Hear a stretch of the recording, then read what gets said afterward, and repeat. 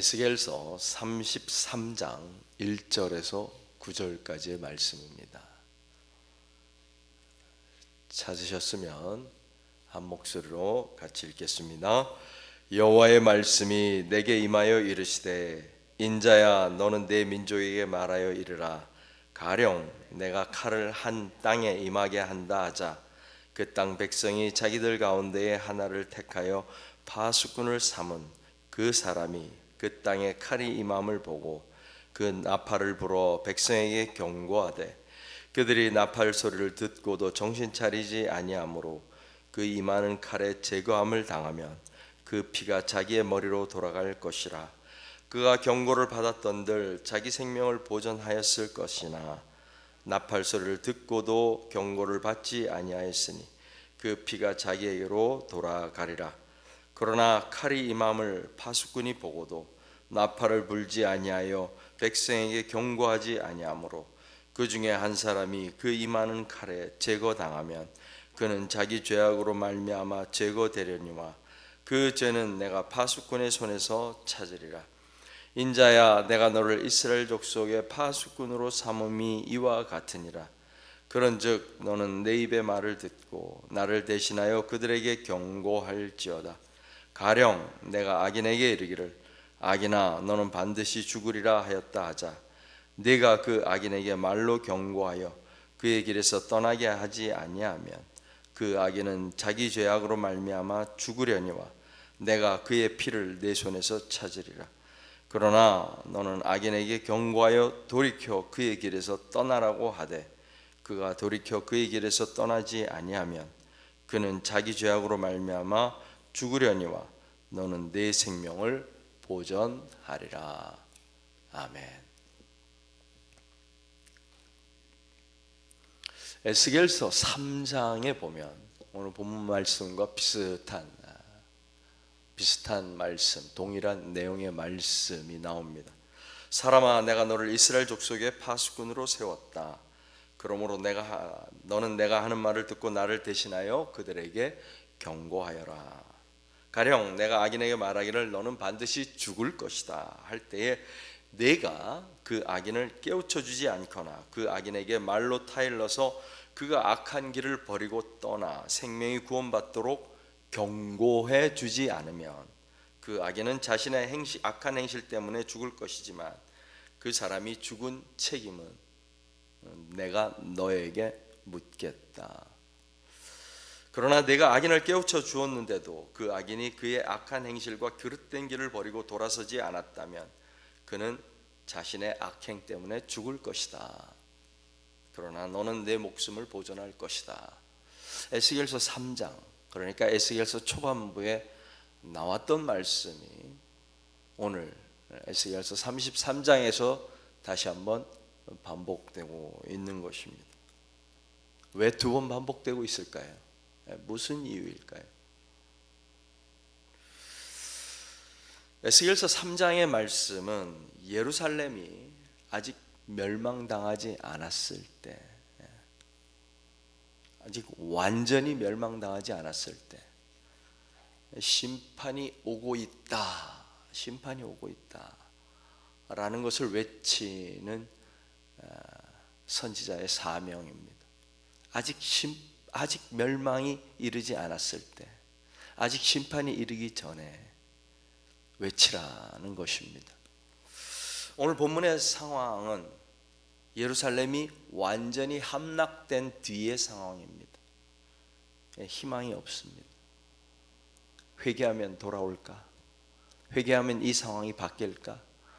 이런 희망이 없는 상황입니다. 심판의 메시지가 실제로 이루어진 것입니다.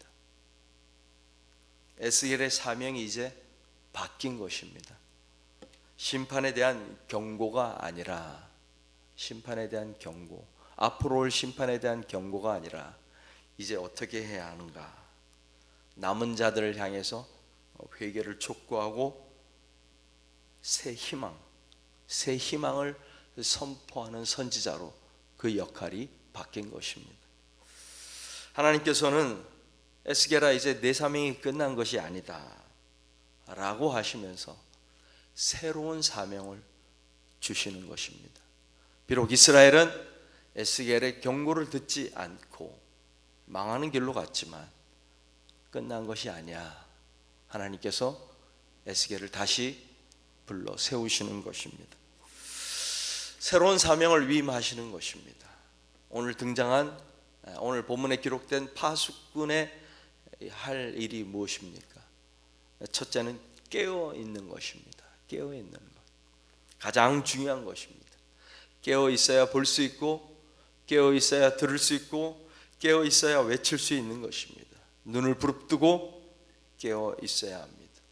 피곤을 무릅쓰고 깨어 있어야 합니다. 주님께서 겟세마네 동산에서 제자들에게 책망하신 말씀이 무엇입니까? 베드로야, 시몬아, 자느냐? 네가 1시간도 깨어 있을 수 없더냐? 그 전에 예수님께서 제자들을 향해서 이렇게 말씀하십니다. 내 마음이 심히 고민하여 죽게 되었으니 너희는 여기 머물러 깨어 있으라. 깨어 있으라. 파수꾼은 깨어 있어야 합니다. 가장 중요한 잡이 깨어 있는 것입니다. 두 번째는 높은 망대에 올라가야 합니다. 적군을 가장 먼저 발견하려면 올라가야 합니다. 마치 벳세메스로 향하는 젖나는 암소들처럼. 사무엘에 있는 말씀 기억하시죠?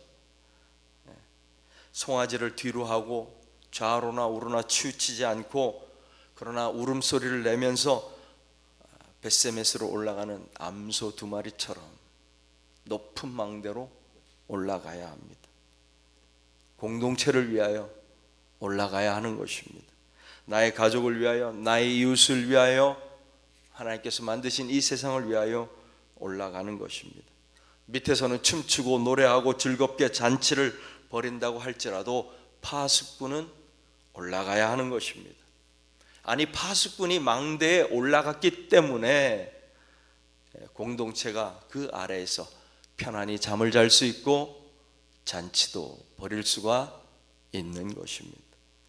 세 번째는 나팔을 불어야 합니다. 나팔을 불기 위해서 깨어 있는 것입니다. 나팔을 불기 위해서 높은 망대로 올라가는 것입니다. 적군이 오고 있는데 나팔을 불지 않는다면 그 자리에 있을 이유가 없는 것입니다.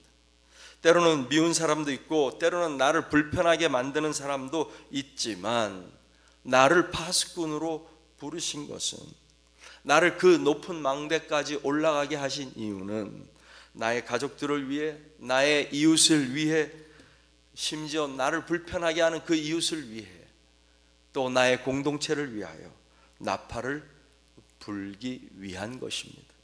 파수꾼의 책임은 적군을 막는 것이 아닙니다. 싸워서 이겨야 하는 것도 아닙니다.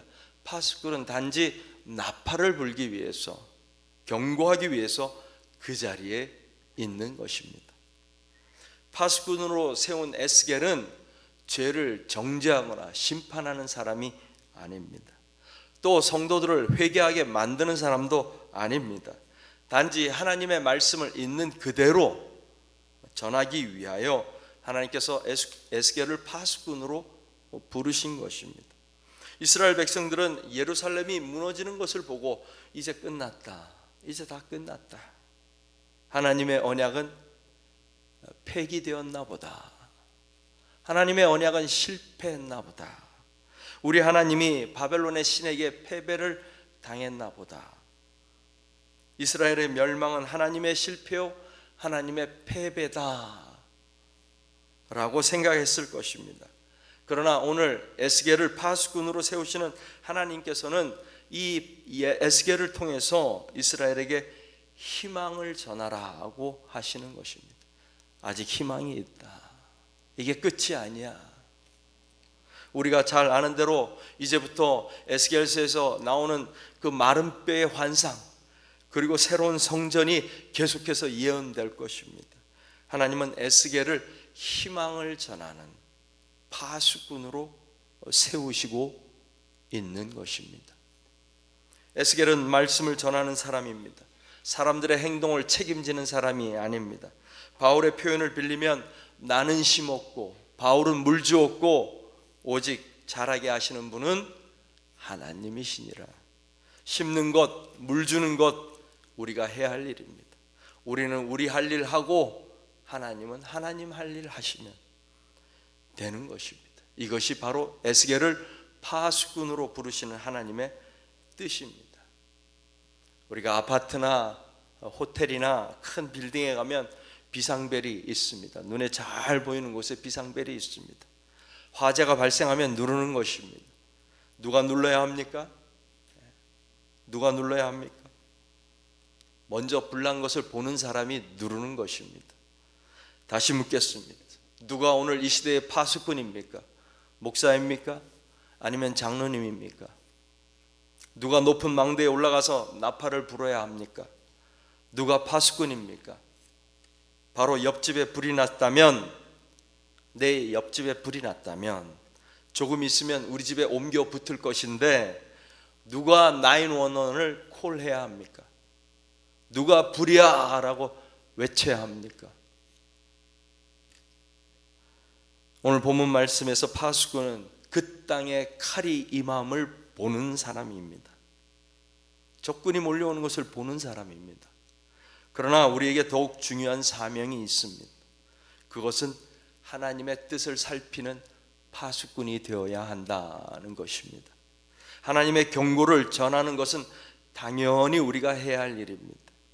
뿐만 아니라 하나님의 기뻐하시는 것, 하나님의 구원 계획을 전하는 파수꾼으로 살아가야 한다는 것입니다. 요즘 우리 교회에서 주님이 가르쳐 주신 기도를 함께 공부하고 있는데 이런 간구가 있습니다. 하나님의 뜻이 하늘에서 이룬 것 같이 땅에서도 이루어지이다. 누가 이런 기도를 할 수 있습니까? 파수꾼이 할 수 있는 것입니다. 하나님의 뜻을 살피는 사람, 하나님의 마음을 아는 사람, 하나님의 말씀을 듣고자 애쓰는 사람, 그 사람이 하나님의 뜻이 이 땅에서도 이루어지게 하여 주시옵소서라고 기도할 수 있는 것입니다. 적군이 오는지도 모른 채, 사망의 길로 달려가는 줄도 모른 채 자기 죄악 때문에 죽을 수밖에 없다는 것을 알지도 못한 채 악인의 길로 걸어가는 사람들을 향하여 나팔을 부는 것, 이것은 우리가 당연히 해야 할 일입니다. 한 발 더 나아가 하나님의 뜻이 무엇인지, 하나님이 이 세상을 향한 그 하나님의 계획이 무엇인지 그것을 전하는 사람이 진짜 이 시대에 필요한 파수꾼이라는 사실입니다. 아니야, 그 길로 가면 반드시 죽어, 망하는 길이야. 돌이키게 하는 것은, 사람을 돌이키게 하는 것은 나의 능력 밖의 일이지만 나팔을 불며 경고하는 것은 오늘 이 새벽에 나온 우리 모두가 해야 할 일입니다. 한 발 더 나아가 하나님의 기뻐하시는 뜻이 이 땅 가운데 이루어지도록 기도하는 사람이, 하나님의 뜻을 살피는 사람이 이 세상이 필요로 하고 하나님이 원하시는 파수꾼입니다.